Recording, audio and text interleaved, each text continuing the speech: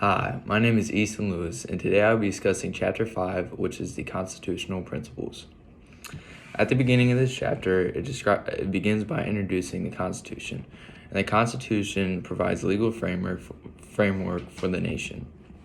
It possesses articles that set the basic structure of the government, specifies the roles of the state and federal governments, and also has the amendments that establish and protect individual rights. Federalism is also discussed at the beginning of the chapter, and federalism is the division of political power between a certain authority and constitutional political units.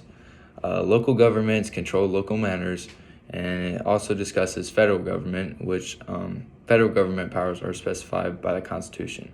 Powers that are not specifically given to the federal government are reserved by the states. The chapter continues by discussing what the Supremacy Clause is and dives deeper to discuss what the Federal Supremacy Clause. The Supremacy Clause is the U.S. Constitution, and all the laws and treaties of the United States constitute the supreme law of the land.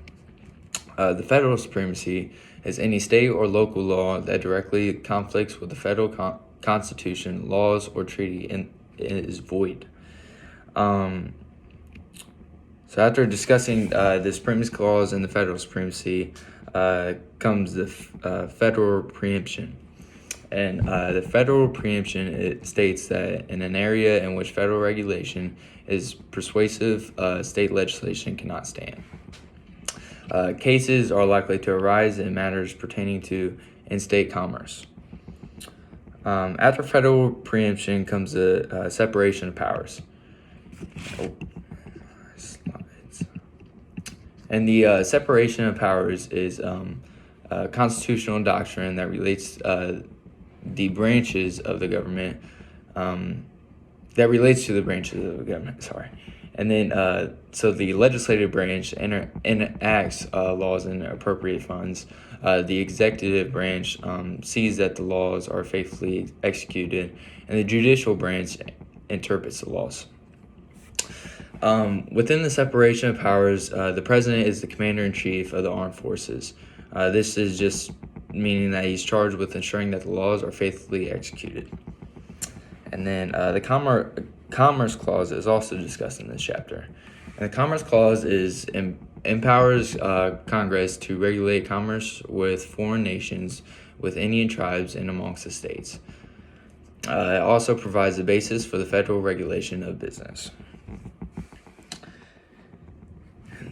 Next is, so when discussing Commerce Clause as a restriction on the state authority, Commerce Clause grants authority to regulate commerce to the federal government. The cause of conflict is the extent to which the granting such authority to the federal government restricts the state's authority to regulate commerce.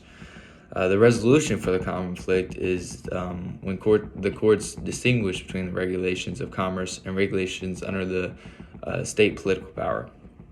And then police power, sorry. And the police power, it states that retain authority to pass laws to protect the health, safety, and welfare of the community.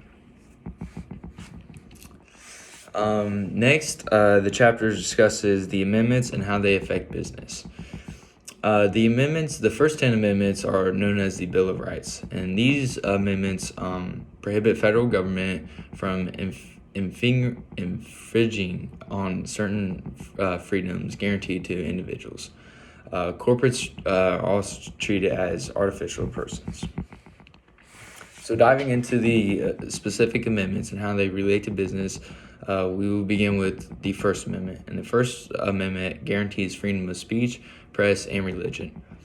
It also guarantees the right to assemble peacefully and petition the government for redress of grievances. The next amendment that we discuss is the Fourth Amendment. And this amendment protects the right of individuals to secure in persons, homes, and personal property. Prohibits the government from conducting unreasonable searches of individuals and seizing their property.